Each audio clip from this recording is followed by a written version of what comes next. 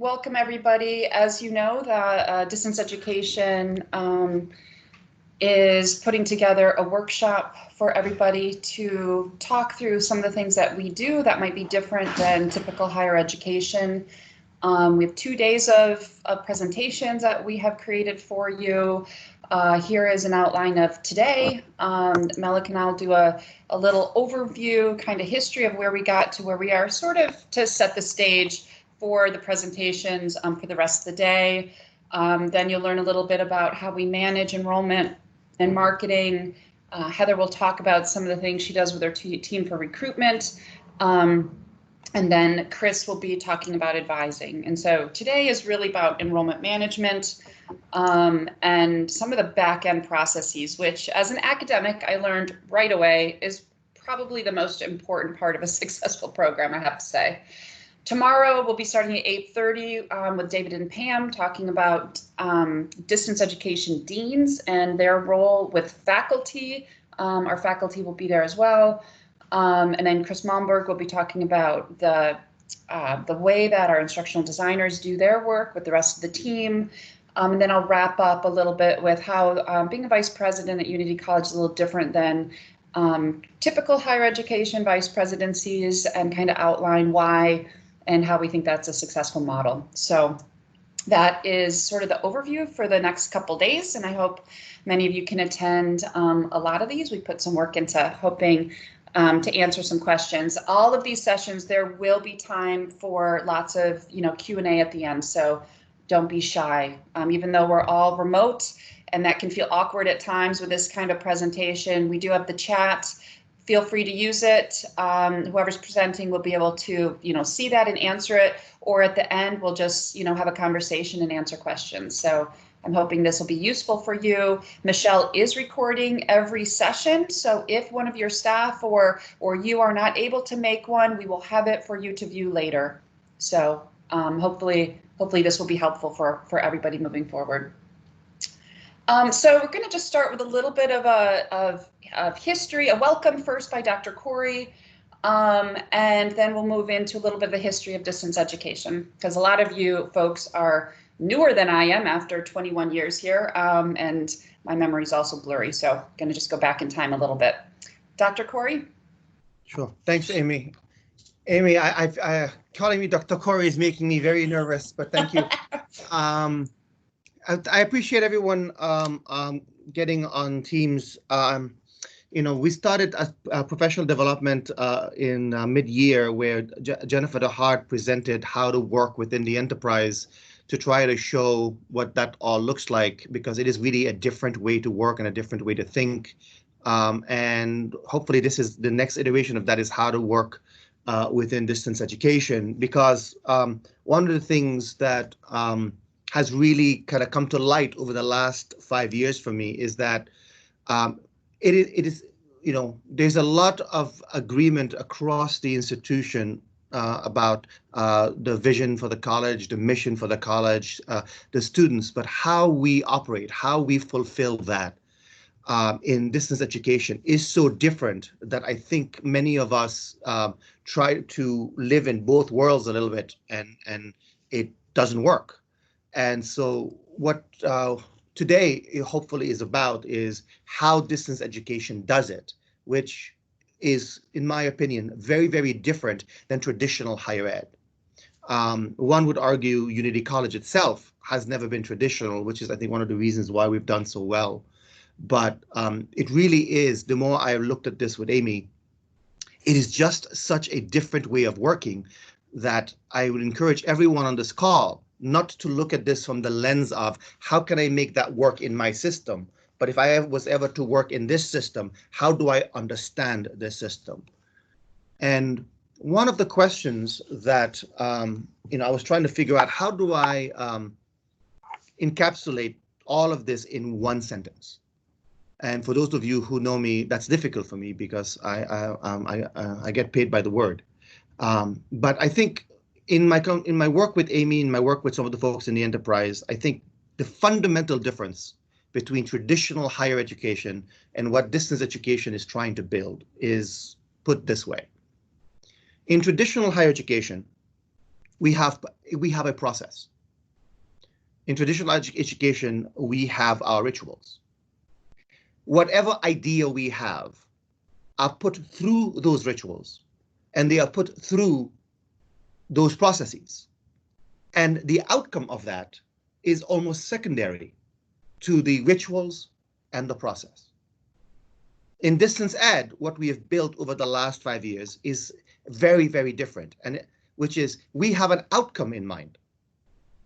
And based on the outcome that we need to reach, we create processes and rituals to ensure and maximize our ability to reach them. And those are such different dichotomies of how we work that I feel that it was a really good idea to create the SEBUs, allowing each group to work the way they do and not crash into each other, because it truly is apples to oranges. So I think that for me is the fundamental takeaway is how is DE different than traditional higher ed?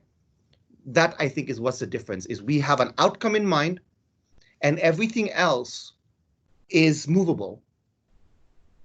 In lieu of the traditional higher ed model, which is the processes and the rituals are immovable, but the outcome is.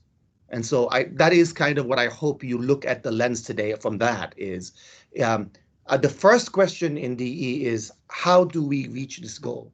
How do we support this student? How do we make this change? And not based on what we do, what is the best that we can do to support that audience? So that is really, I think, a fundamental oil and water between the traditional model as I sit with CIC presidents and then and as I sit with DE and some other institutions who've adopted this kind of model. And I hope that today what you will see is how DE does it very, very differently. Because what is not in dispute is all of Unity College's student first. What is different is how we work. So that is, I hope you enjoy this couple of days. I hope you if you enjoyed the work that Jenny did with how to work within the enterprise, this is a good follow-up of how to work within the in DE. The one thing I would caution those of you who are not in DE, whether you're in enterprise or in flagship or in hybrid, is I'm going to take that from DE because I like it. I'm going to take that from flagship because I like it. I'm going to take that from hybrid. I'm going to like it. The systems are so different that I would encourage you, whatever we do in hybrid, whatever we do is a comprehensive system and not trying to take the best of everything, because no recipe works without what is needed for that SEBU, what is needed for that audience. So I hope you enjoyed today. I'll turn it back to Amy, and hopefully her and her team will show you how they do it and what they believe it is different than traditional higher ed. So Amy, back to you. Thank you, Malik. All right, can I get started here? So I want to go back in time just a little bit, and I sort of dug through the archives, if you will, all the way back into 2009, and I think I was on the Unity College Liberal Learning Task Force. It was a bunch of faculty at the time. And back in 2009, 11 years ago, we were already starting to talk about the fact that Unity College really should reach new audiences, should take our wonderful mission to more people with online programming. So the idea of distance education is not new for Unity. It has been woven into a lot of our initiatives, strategic plans over the years. In December of 2012, that Unity College made a distance learning task force, made of faculty and staff. And the idea was really to focus on really forming and distance education at Unity College. In 2013, the task force made a recommendation that we actually go ahead with distance learning initiative at Unity College that enhances the sustainability science framework and mission of the college. So of course, that's always been woven into what distance education is. So my point of showing some of this is just that we've been thinking about this for a long time as a college, from the board all the way down, to individual committees and leadership groups. And one of the things that when I was looking through these reports, the 2013 Distance Learning Task Force report envisions a future in which Unity has 500 distance learning students in a wide range of certificate and degree programs. And as you'll see later, that's actually about where we are. We have, over 500 students, but we have a wide, we're there and we have a wide range of degree and certificate programs. So I just thought it was interesting that long ago, we were already thinking about where we want to be, and we could be proud to say that, you know what, we actually, we got there. So that group back in 2013 wanted to advance the mission by delivering new interesting programs to diverse and new audiences. And as you've heard many times, Distance Ed is for adults as a new audience. Enhance current offerings and increase revenue and other resources, which, as you know, is something that Distance Ed is able to do. So I thought that was interesting. I wanted to share that with folks, just the fact that all of those things that we're currently striving for in Distance Ed were being considered by a task force back in 2013. Our accreditation report, and I remember this very clearly with Stephen Mulkey, they said that the college needs to implement strategic initiatives to diversify revenue streams with an emphasis on online, new online undergraduate and graduate level programming. So we were told at that point that the college needed to do this to be successful and to stay accredited, essentially. This is one of the initiatives the accrediting body asked us to pursue. So again, we have been pursuing online and distance education programming for quite a while. In 2014, we actually did start doing online undergraduate courses. There was a partnership with Thomas College, many of you might remember, where they would offer online business courses to our students, and we would offer environmental science courses to their students. And that went for a few years, and then it sort of petered out on its own, but that was a good way to start to utilize Canvas and start to think about how we're offering courses in the online format. In 2014, it was GUGO. Some of you might remember GUGO, which had 15 members. It was a big committee, lots of faculty, lots of staff. We created policies, protocols, and really thought about how are we going to launch these online programs. And that was a lot of work coming out of GUGO. NETCHI approved a substantive change proposal that Unity can offer masters. So every time you offer a new degree, and obviously a master's would be a new degree for the college, you have to do a substantive change, and we did get approval for that for a master's of professional science, which we still deliver to this day. So that was for sustainable natural resource management, a degree in sustainability, and a degree in ecology. We ended up only offering 2 of those when we launched, but that was the initial approval. So in October 2016, Unity College successfully launched the MPS program with 2 tracks. And I have to say that in July of 2016, I was hired as dean to try to start up these programs. And shortly after that, we hired Heather Stetkis, who's been with us from kind of the beginning as our first concierge. So Heather and I and Michelle, who was the chief distance education officer for a few months, we're in the basement of the library trying to get this thing started. Michelle ended up leaving us because of personal reasons for her family, and I was the interim CDEO. And so Heather and I made the most of us for a while, and were able to get that initial cohort of 10 master students started in January in October of 2016, and then another 10 in January. But I really remember that first student that signed up and how exciting that was. Heather and I were super excited. So that was the very beginning of all of this. And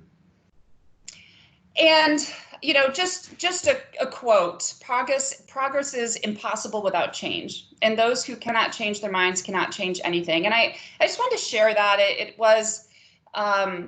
It felt to me very much like, as coming from 19 years as a flagship faculty member, very traditional higher ed, that I really had to open my mind to how to think about new things. How do we get new students into the door? How do we do marketing? What is enrollment management? I mean, I learned a ton from Melik, obviously, about the role of recruitment and retention and enrollment management. And I had to open up my mind, and I had to think about things differently and think about everything from the student perspective. As you know, I'm an entomologist, and so we tend to look at the little things. And so being open to a larger vision and thinking about the big picture of adult students studying around the country, it's been a really interesting journey for me.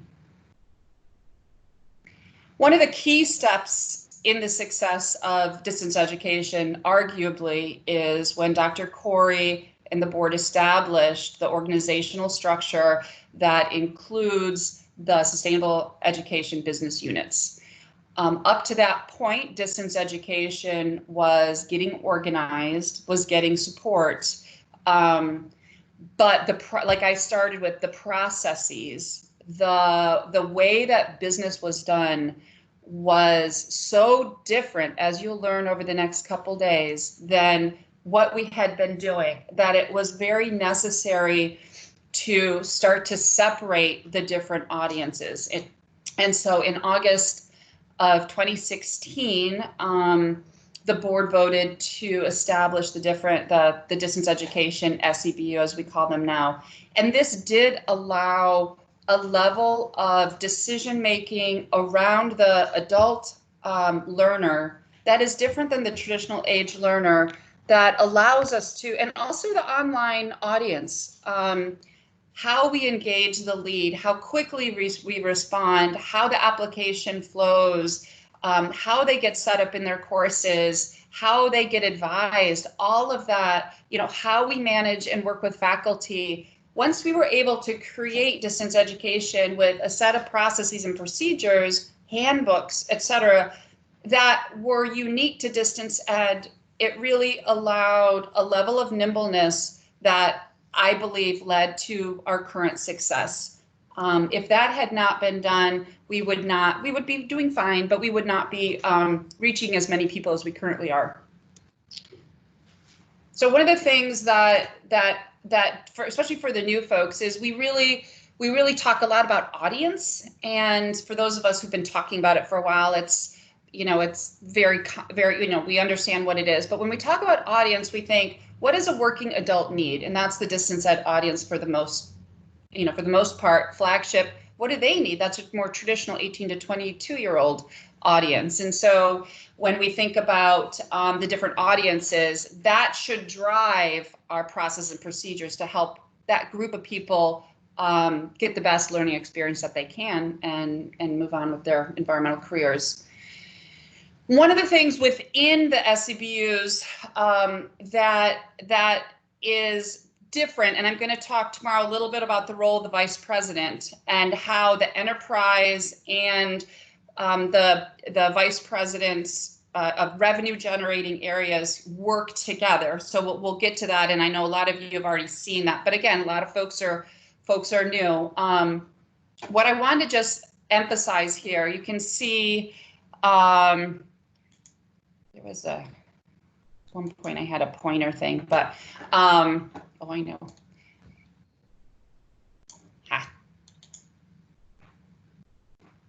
Sorry, I want to play with a laser pointer. Okay, there we go. Can you guys see that? That's cool. That is cool. So DE organizational structure. So the way that this is set up is, here I am as the vice president. Obviously, I report to Dr. Corey. Underneath the vice president is all of enrollment management in this orange little square here. You're going to hear from Chris, who is the director of enrollment management. He oversees Heather, who does all of the recruitment and trainings, and Annie, who does all of the advising. So Chris oversees all of that, but enrollment management does roll up to me. Also, what rolls up to me is all the academics. So under the academics, you have deans, so both deans, and the instructional designers. So we have faculty here, And we have the instructional designers for the courses all rolling up into academics, which rolls up to me as well. I also oversee kind of a new area in distance ed, which is research and development, where we're pushing the envelope, hopefully, on XR and immersive technology with David Bass-Clark and Doug Studiford, who's his second day today. So welcome, Doug. Will be working on partnership development for us. And of course, Michelle, our office manager. And so this is how distance education is organized. By grouping areas with stackable staff underneath them. And you'll be hearing from each of these groups throughout the workshop. Now I need to get off the pen. Okay.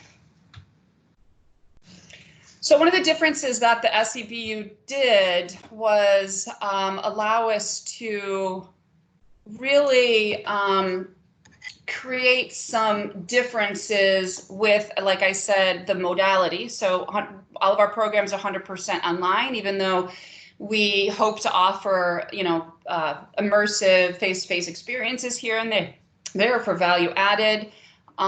We also have different handbooks so that we can create experiences for faculty and staff that might be a little different. That again focuses on our unique calendar that is all year round. We have, of course, 5 graduate terms that are 8 weeks and 8 undergraduate terms that are 5 weeks each.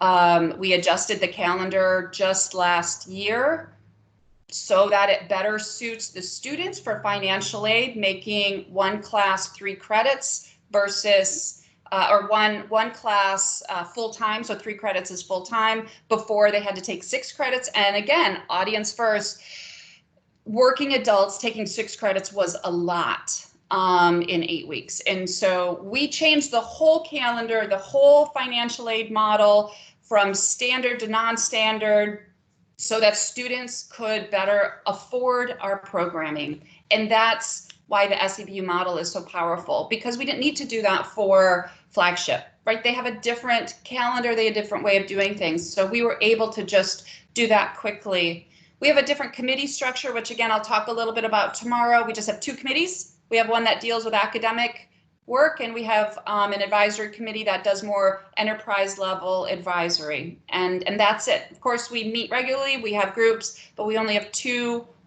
formal committees, and it seems to be working really well. We also want to be able to create new programs and bank programs quickly. The deans will talk a little bit about that process.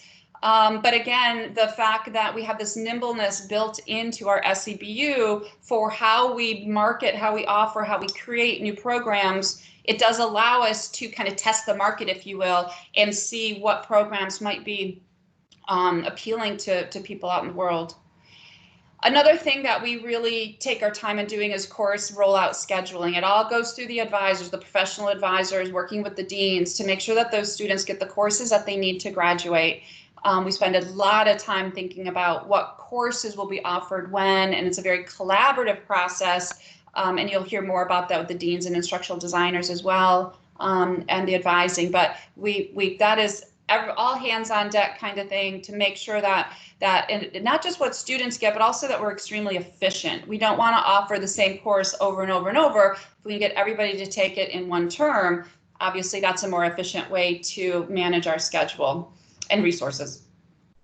Audience, I've talked a little bit about modality. One of the things that we've had to learn, of course, is when you're working 100% online, communication is super important. How we communicate with students, you just don't want them to feel alone out there. And so we have really learned over the last 3.5 years of the importance of clear communication, regular communication, how they want to be communicated with. I mean, Chris and Heather and Annie, between texting and email and phone calls and all kinds of ways, just to make sure that people realize that we do have this one-stop shop model where there's always somebody there for them. And governance, I talked a little bit about that. But one of the things I did want to mention today was just the success of DE is it is attributed to the long history of people thinking about how does Unity College offer online and distance education programming, up to the creation of the SEBUs, which really allowed people to recognize the different needs of this unique audience, and how we have to compete with other online schools, and how we can do that in a way that keeps our student focus, our very rigorous and wonderful courses up front, but allows us to really grow in a way that we need to. So that was a key step. Just wanted to mention a few other points of importance. In July of 2017, we did get approval for some more master's degrees. We added an environmental GIS program and a conservation law enforcement master's and 2 certificates. In October of 2017, we hosted an on-site evaluator from NETSHE. She came specifically to review all the distance education offerings. This is typical for when a college that has not done online before starts online. They do a site visit, and we got a very positive report at the end of the day, that we had very robust financial investment in distance ed. So we're making sure that it's going to be successful. We have good dedicated leadership, faculty, well-developed courses, detailed academic and administrative procedures for students, and it was very thorough. She went through everything that we had. So that was a proud moment, I think. Erica Laddie and others worked very hard to make sure that site visit was successful. After that, we decided to go ahead and create undergraduate programs. We launched our first 4 undergraduate programs in environmental criminal justice, wildlife conservation, environmental studies, and sustainable business. In fall 2 of 2018, so October of 2018, we had 17 undergraduate students, and by December, we had received accreditation for all 4 of those programs. And remember, back in 2009, we had started saying we should have online undergraduate programs. So October 2018 is when we first started doing that, which is great. By November of 2019, we had submitted, Erica Laddie submitted a substantive change proposal asking for general approval for distance education programs, which we did receive. And that was huge because now we can offer master's programs and bachelor programs, certificates, associate's degrees that we choose. As long as it goes through the, the approval process, we do not have to go back to NETSHE anymore, which is a great relief. So that was a wonderful stepping stone as well. So today, July of 2020, now we offer 7 master's degrees and 2 graduate certificates to approximately 140 students. We have 13 bachelor's degrees, 2 undergraduate certificates, and around 440 students, and growing every day. And so we're about 600 students or so. And again, we recruit every term, so that number is growing quickly. So you can see here, I just wanted to show a little bit about some of the growth. So if we go back all the way to June of 2018, for example, so remember we started the bachelor's programs in October of 2018. But we started marketing them a little bit earlier than that. So you can start to see in the blue bars where this is the number of applications, how those applications are starting. We go from June, July, August of 18 to get higher, September, October, when we started the program, and then it just kind of starts to go up a little wobbly, but you see that nice kind of trend up. And the last data point I had was of May 20, and these are the number of applications that we're receiving, and it'll be interesting to watch that over time. It will probably, obviously it'll plateau at some point, but, right now we're excited to have, around 400 to 500 applications a month for our bachelor's degrees, and master's is cruising along. And we're doing some initiatives right now to get those applications a little higher. We lowered our tuition. We're offering some new master's degrees. So that gives you an idea of the growth of undergrad, frankly, versus the master's, and just the potential and the number of adults out there that just never got their bachelor's degree. I know we tend to think of bachelor's as being, the 18-year-old. You know what, 70% of the people out there looking for bachelor is a working adult. They're 30 years old, they have kids, they got a few college credits. Most of our students come with a lot of transfer credits, and they just never got that bachelor's degree, and now they want to do it. Many people are home with the COVID. They want to just finish that degree, and they love the mission, and they want to do something positive with their life. And so we start to see that in the growth that Unity is seeing as well. Just real quick, you can see that those number of applications translate to students and then into revenue. You can see in 2016, 2017, budgeted in blue bar, actual is orange, and that all the way from 2016, remember that was just master's degree, 2017 and 2018. We didn't pick up until 2018 the bachelor's degree. And then 1920, we hit about $4 million in revenue, up a little bit above our goal. And of course, as you've heard this year, our goal is to reach 10 million in revenue. And so we're doing all kinds of initiatives to get that up. But as you can picture this curve, and going into the 2021 year to hit 10 million, we will have to really scale up, which we're working hard to do. So that is the last 4 years of kind of DE growth, if you will. So just real quick, who are our students? These people are just, people working out in the world from around the country. They many are already working in the environmental field. They may have gotten a GIS certificate, but they want to get the full bachelor's degree, or they want to go back and get their master's. They're already working in sustainability. Maybe they're teachers and they want to get that master's degree. Some folks, I put truck driver there because we have a truck driver who really wants to be a wildlife biologist, so he's taking a lot of classes, a lot of diversity. And so that's who our people are. They're, they go from 22 years old to 65 and all over the place. And the diversity is amazing and wonderful. Amy, so just have a college president as a student? We do. We have a college president. And as you know, we had, so the college president, I forget his name at the moment, is a master's student. And he's loving the program. That's exciting. He wanted to just learn a little bit more about environmental science. And we did just have I don't know if it's certainly the youngest master's student that, we've ever had. Of course, she was 14, and that was amazing. You guys have all seen the news stories about DJ. And so, but our master's students on average are 31 years old. There's a range, of course, it's an average. Both of the online programs tend to lean toward people who identify as female, which is national as well. And our master's students, 20% self-identify diversity on their form, about 18% for our bachelor's students. Both are about 11% either active military or veterans. And so we really cater and want to get, support the military, of course.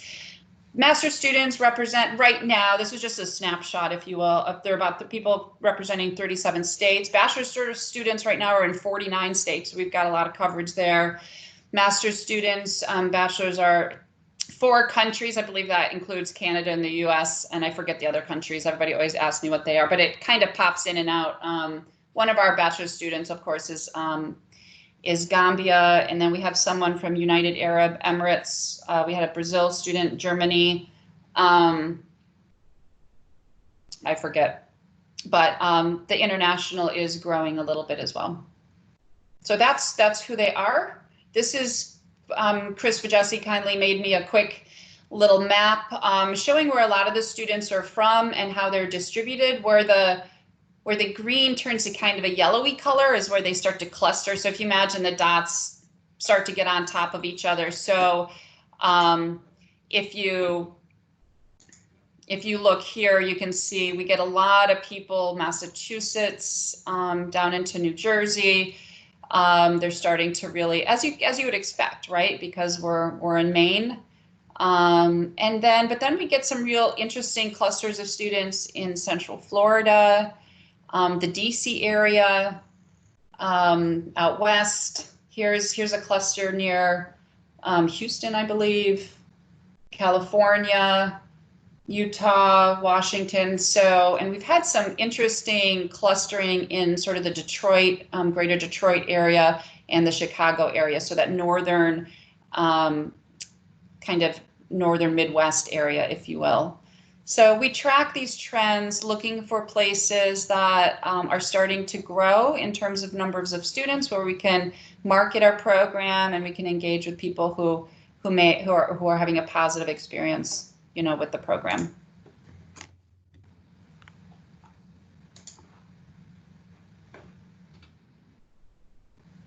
Well, I also mention that as our students grow, we've had to, of course, grow staff and faculty. So in less than 4 years, remember, it was just Heather and I in the basement of the library for quite a while. And now we have 17 dedicated distance ed staff. We have 4 enterprise dedicated DE staff. We have about 79 DE faculty, 2 deans, 1 full-time graduate faculty, Brent Bibles, of course, 1 full-time undergraduate faculty. We have recently hired Kate Willis. I believe she's on the call today, so welcome, Kate. She's our GIS instructor. She's been here maybe a week, so we're super excited to have her as well. And we have approximately 75 part-time faculty, and I like to use that term. I mean, adjunct is fine. They're adjuncts, but to us, they are our faculty because they are subject matter experts. We intentionally find veterinarians, environmental lawyers, so people that are working in the profession to pull in to develop and teach a very specific class with that skill that is very career focused. And so what's better than having a veterinarian teach your animal physiology class or your animal nutrition class? We have, retired colonels teaching our law enforcement classes, or people that are working in Homeland Security talking about, ethics and diversity in law enforcement down on the border. So our part-time faculty are very rich in their expertise, in what they bring and develop, and the deans work very carefully with them to develop these wonderful courses for our students. So that's who we are. In terms of what people seem to be attracted to in the online distance ed programs, for masters, Wildlife Conservation Management has consistently been the largest program, followed by GIS, which has huge career potential. The job market for that is very, very strong. And then environmental studies and sustainability, people like kind of a little less science heavy, but more human ecology kind of focused masters, where they can be directors, sustainability coordinators, and things like that. So those are our top master's programs. For the bachelor's, it was wildlife conservation for many years. We just launched animal health and behavior in the spring, I believe, maybe late fall, and it is already more students than wildlife conservation. Marine bio, we literally launched a couple months ago, and it is now the 3rd largest program. So those 3 are trending very well. And we are going to be offering a few other bachelors. Again, like I said, we offer programs and we bank or remove programs as we watch the market and what students are interested in taking. And so these 3 right now are performing very well. And we will look at some of the low performing ones to see whether we want to maintain them, give them a little more time. We kind of check in with those programs a lot over time and make some decisions. But right now, as you can see, it's pretty science focused. There's going to be a lot of labs. There's going to be that environmental ecology, environmental studies focus for all the students. I know I'm almost done here, and then we'll have time for questions. But I did want to mention that we are really kind of leaning in, if you will, to the idea of micro-credentialing. And so right now, students every student that takes our EVPC 101 or kind of, it's called a professional skills course, getting them ready to be successful online, everybody gets the Preparing for the Workplace badge. And we have a series of badge aligned with career skills.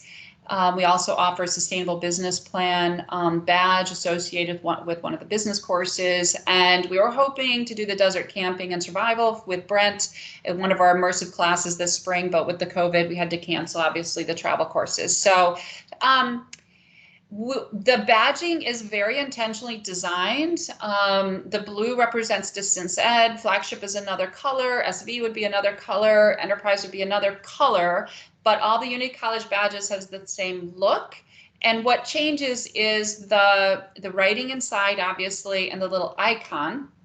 The little flag underneath, or the pendant or whatever it is, it's a foundational badge because it has one. If it's an intermediate, it'll have 2 of those. And if it's more advanced, it'll have 3. So you'll start seeing more and more of these.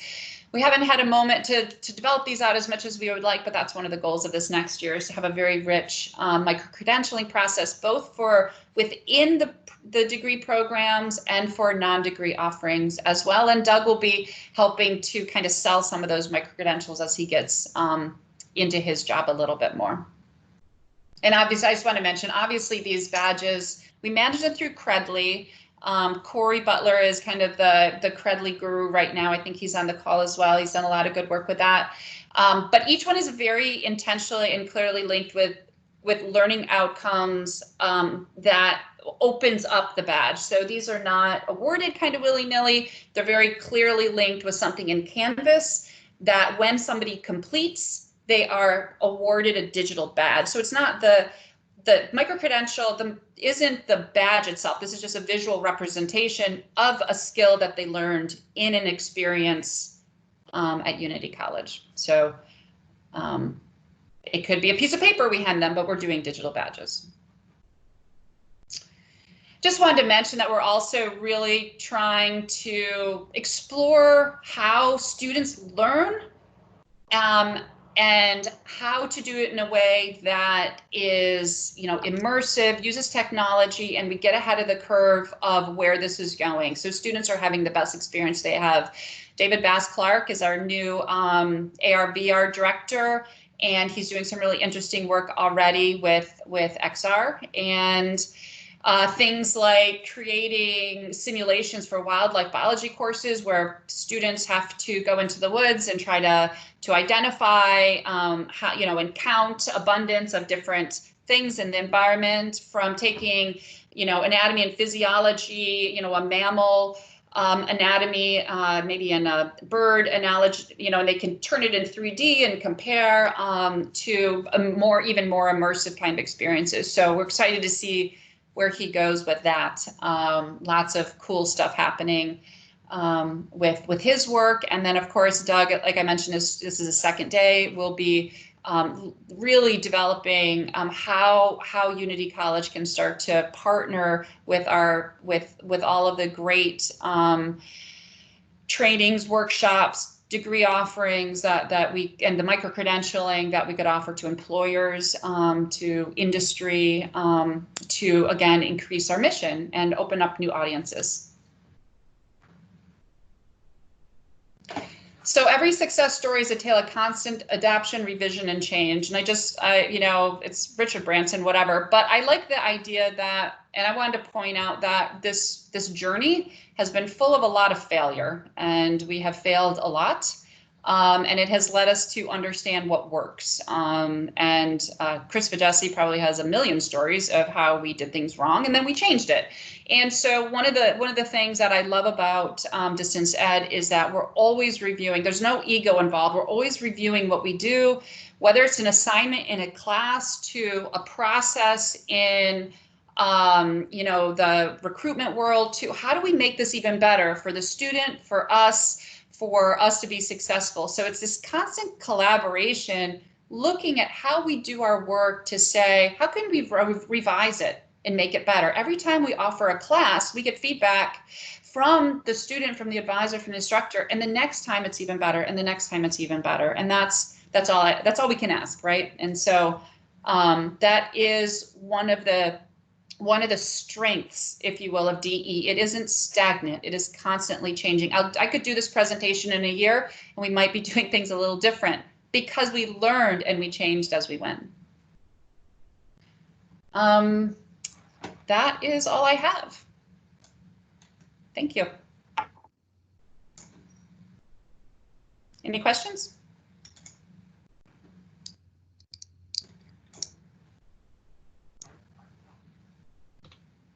Anybody? Great job, Amy. Thank you. I do have a question, Amy. This is Beth. Sure. One thing I'm wondering about, you mentioned and kind of dissected how the badge looks. Do you envision, or does it seem like there would be similarly named badges, but coming from different SEBUs? Yeah, so the badges are all managed through the CLO's office specifically for that reason. So there is a process that Erica, or I could share with you, but so let's say that hybrid and DE both want to have a sustainability badge. That would be fine. They would look slightly different because the colors and things like that. So it would be identified. Maybe HL is yellow and DE is blue, and they both say sustainability, but they'll both be linked to different learning outcomes that you get it in different ways. So maybe you get it in, but Erica's office would manage that and make sure that it isn't too redundant. Obviously, we don't want 10 Unity College sustainability badges. Like how meaningful is that? So her job is to make sure that there isn't a lot of redundancy and that that they complement or they're distinct enough to offer value to students, and Unity College doesn't have a proliferation of 100 badges that all look exactly alike, right? So that's why it all feeds up to her. It's not like DE can't just make badges on its own, HL can't make badges on its own. It all feeds up to her's office and then the president obviously for approval, and Alicia manages the look. So we didn't create the badge. She manages the little icon in the middle. We give her feedback or whatever, like that cactus looks weird. Can you find a different cactus? But so it's managed at the enterprise level with the ideas coming up from the SEBUs. Great, thanks. Yep. Anybody else? Hello there, it's Rob Adamski. You had, for instance, you had veterinarians teaching like anatomy and physiology and that. Where did you get the subject matter expertise to actually present what is typically a very traditional hands-on type lab in a distance ed format? Where did we find the faculty? Is that what you're asking? No, so where did you get the subject matter expertise to by the lab to make it useful and educational for the students in what would normally be a very traditional hands-on type lab? And how did you convert that into something that's practical and useful in a distance ed format? So we hire the veterinarian or whatever from around the country. So Pam in this case, and Pam, if you're on, you're welcome to jump in. So we find a subject matter expert. It could be a vet or a physiology professor. And we pair them with an instructional designer and a dean. And over a minimum of 16 weeks, we very intentionally create the experience. For labs, we also use a lot of simulations with Labster. And like I mentioned, we are working on kind of 3D simulations and things like that.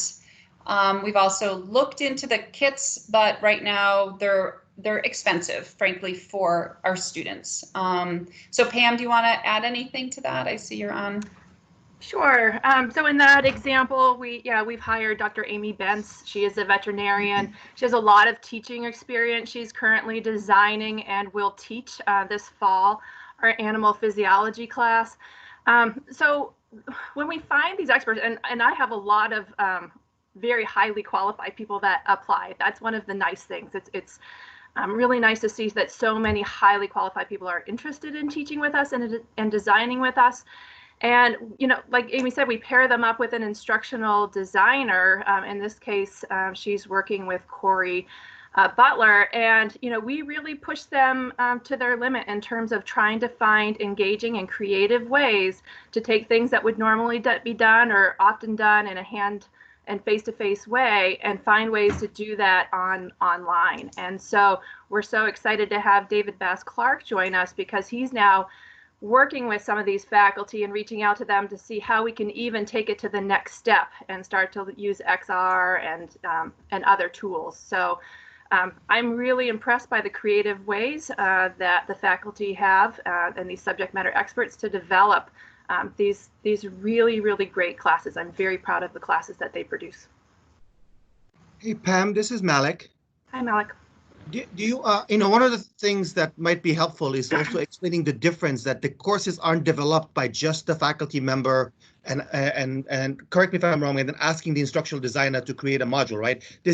It takes 3 people, each one with different expertise, to come up with the product and not necessarily directed by one person. Do you want to explain that difference and how traditional classes are set up? Sure, I'm happy to do that. So when I hire a subject matter expert, they are given, the course description and the learning outcomes, and the learning outcomes are already pre-mapped to the program learning outcomes. So the course is already very intentionally placed within the program. Once I identify the subject matter expert and pair them up with an instructional designer based on availability and their area of expertise, it really is a collaborative project. I would say when I hire people, I ask more questions about collaboration, than I do necessarily about technical expertise, because I can see how much expertise that they have and teaching experience that they have. But it is a collaborative project. They do use a backwards design. We're going to go into a lot of detail tomorrow. David will, in terms of the development, and Chris Momberg when he goes through the instructional design process. But they do start with a final project. That final project is approved by the dean that's over that program before they go on to build out the rest of the class. Once the final project is developed and is deemed to meet all the learning outcomes for that class, they then use a backwards design to scaffold out the rest of the class. The IDs often reach out to the dean for feedback. I often pop in and out of the development shell that the subject matter experts are working on. And ultimately, once that class is fully built out, that course is, approved, and then it is the instructional designer, that builds up the class. But what I highlight to the subject matter experts when I hire them is I say, I'm hiring you because you have that area of expertise. You are the subject matter expert. I'm going to rely on you for what resources we want, what we want, the best way to get the students to understand and learn this material. But I make it very clear that the instructional designers are experts in designing these classes. They are very good at pushing, the limits in terms of what are alternative assessments, what's an appropriate amount of material for a 3-credit class per week in a 5-week term. These are very different classes than a lot of faculty and or subject matter experts are used to doing in a traditional 3-credit, 16-week semester. And the instructional design team really does help keep and scaffold and keeps the subject matter expert on track, and it is a great resource for that faculty member. That's great. That's useful to know. Thank you very much. You also mentioned Labster. How does that organization fit into this? So Labster right now is currently used for, say, our chemistry, chemistry 1 and chemistry 2. It is an online simulation lab. We have other hands-on activities that students will do in the chemistry class, so it is a supplement to the lab portion of our chemistry class, for example. And Rob, there's a whole 2 hours really tomorrow dedicated to all of these details of how we create and manage, and how the online classes really are designed and set up, your questions are really good because it exemplifies how different the process is from traditional higher ed and from what you're used to. So I love the questions, and I know you guys will have a lot of questions for the academic team tomorrow as they outline, but they're going to outline all of these different ways that at least we do it. and you'll find that it is quite different than what you're used to in a more traditional higher ed setting, and frankly, from what you're used to in flagship, it's very different.